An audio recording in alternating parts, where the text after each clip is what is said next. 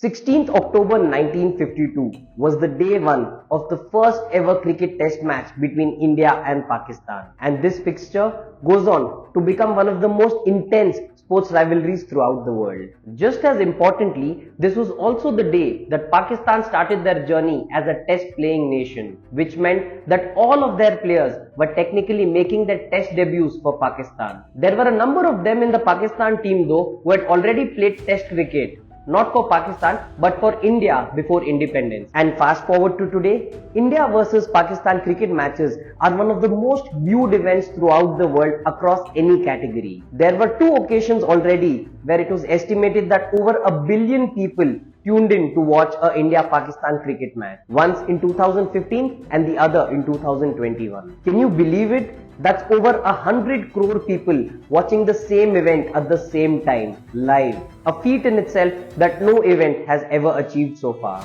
What makes an India-Pakistan match so big? Why do crores of people tune in and watch these matches? And why are they so emotional about it? A major reason behind all this is the political history between these two countries. Hello friends, my name is Divyang Jain, and in this video, we are going to dig up the political history between India and Pakistan's cricket matches and what makes them matches that are larger than life.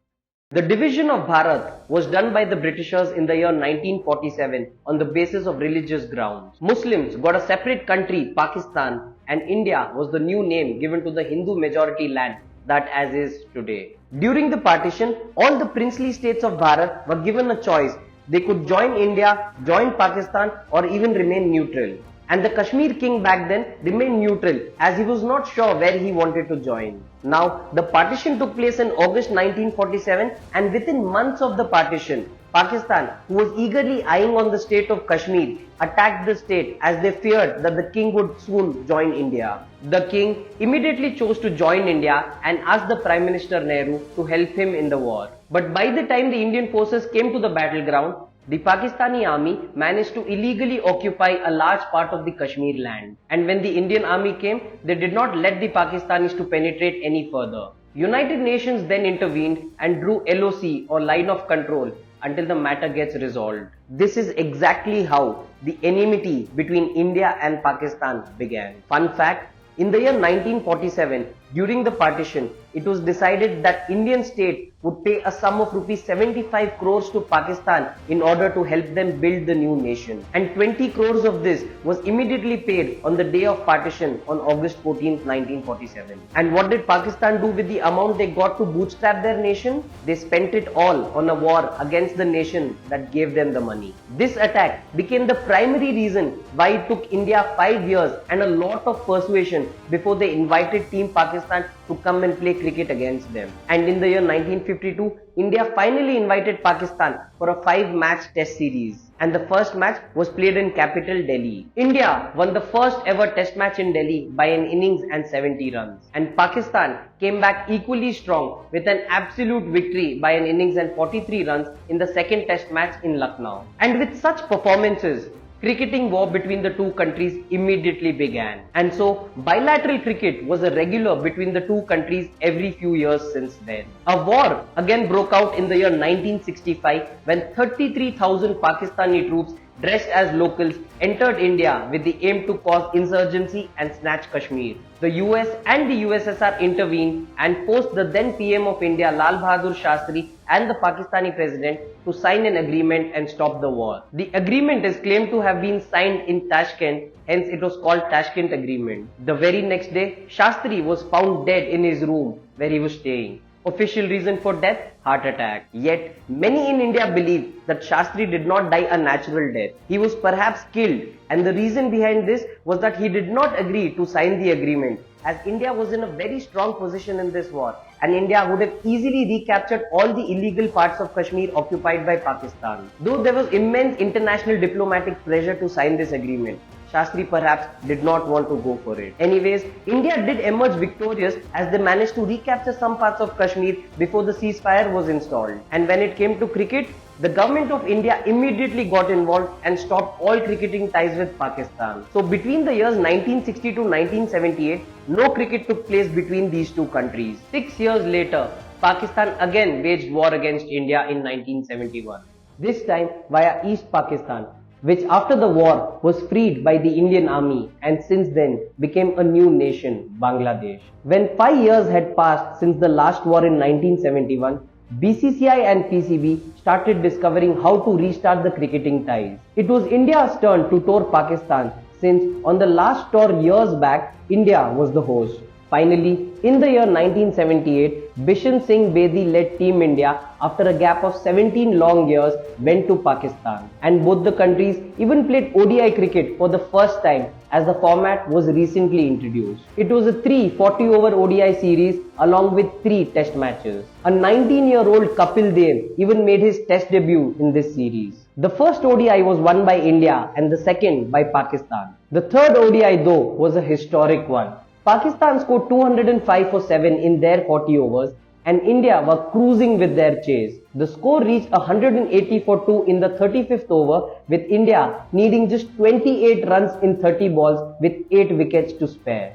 This is where Pakistan played foul. They started bowling negative line and only bouncers to batsmen in a desperate attempt to win the series. After bearing enough, when in the 30th over, both the Pakistani umpires failed to call any of the first 4 balls of the over a wide despite all of them being bouncers and going over the head of the batsman, Captain Bedi called back the Indian batsman and refused to let it carry on any further.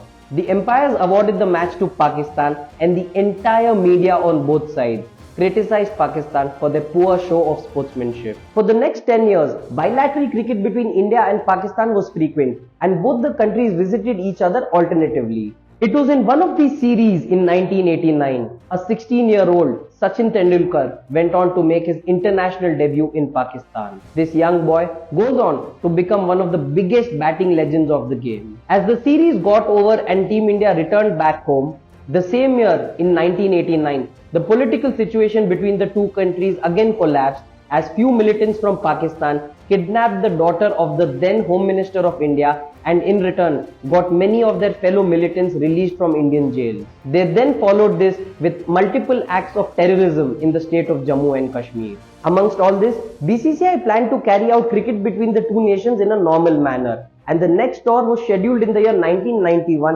where India was to host Pakistan. Just a few weeks before the Pakistan team arrived in India, a very popular political Marathi leader, Shri Balasaheb Thackeray, who believed that no cricket should be played with the enemy of the country, had warned the government and BCCI that no Pakistani player will be allowed to play in the Wankhede Stadium in Mumbai, which was the venue of the first ODI of the series. And on the other side, the government and the BCCI did not take him seriously. In response, just 2 days before the first ODI of the series in Wankhede, a group of his party members went to the stadium, dug the pitch and poured engine oil over the pitch, leaving it useless for the match. They even issued death threats to Pakistani players. Due to such an act and so much instability, the entire tour was cancelled and subsequently 2 more tours were cancelled in the coming years. The Pakistan team did come to play in India in the year 1996 for the World Cup, yet there was no bilateral cricket played between the two countries for 10 long years, between 1989 to 1998. This was the second time that all cricketing action was stopped between India and Pakistan. After a long gap of 10 years, Prime Minister Atal Bihari Vajpayee, who believed in the concept of cricket diplomacy, met Pakistani Prime Minister Nawaz Sharif in New York in September 1998. Both agreed for a 2-match test series to be played in January in the year 1999 with India playing the host. The two teams would be meeting for a test match after a gap of 10 years. Cricket lovers were excited for a Sachin Tendulkar versus Wasim Akram match where the best batter of India faces the best bowler of Pakistan. But again, Thackeray was in no mood for India-Pakistan cricket, and about 25 of his party workers stormed into the New Delhi Stadium, the venue of the first test, and dug up the pitch again. Games are played between friends, not enemies, he said. He asked the government, how can you play cricket with a country that is bent on destroying you? As the political powers of Pakistan had time and again conspired death and terrorism in India. This time though, the Indian Prime Minister flexed all his muscle and made sure that the 2-match series takes place, as he believed that Pakistan was to be given another chance via cricket. So the Delhi test was moved to Chennai and the second test was brought back to Delhi under high security and precautions. Shockingly, the party workers also issued a warning of leaving venomous snakes in the stands of the Delhi stadium if the match was to take place. Therefore, the DDCA authorities hired 20-odd snake catchers during the match just as a precaution. So, the two countries do go ahead and play the test matches, and India and Pakistan win a match each. And what happens just after the series? Within 3 months, the Pakistani army again attacks the borders of India. This time, they attempted to capture the crucial peaks of Kargil, which connected Jammu and Kashmir to Ladakh. Coincidentally, the same time, 1999 Cricket World Cup in England was taking place. And India played a Super 6 game against Pakistan while both the countries were at war back home. Indian soldiers managed to snatch victory from Pakistan in both locations, Kargil and the Old Trafford Cricket Stadium. This war was followed by an attack on the Indian Parliament in the year 2001. Yet, both these events did not affect the cricketing action between these two countries, as BCCI did not want to lose out on crucial match revenue. And so, bilateral cricket between India and Pakistan was a constant during this period. There were quite a few unforgettable moments of India-Pakistan cricket during this time. In 2004, the then President of Pakistan, during a post-match presentation ceremony, famously advised this to Dhoni. I saw a placard asking you to have a haircut, but if you were to take my opinion, you look good in this haircut. Don't have a haircut. Okay. Even the inaugural T20 World Cup that took place in South Africa had both these countries played twice against each other. Once in group stage where both the countries scored equal runs and the winner was decided by a bowl out. And then the big finals in Johannesburg, an extremely nail-biting match with India emerging as champions. What a start to World T20 cricket, an epic India versus Pakistan final. But in the year 2008, when a group of Pakistani boys attacked Mumbai city and mercilessly killed hundreds of innocent civilians, the government had had it enough.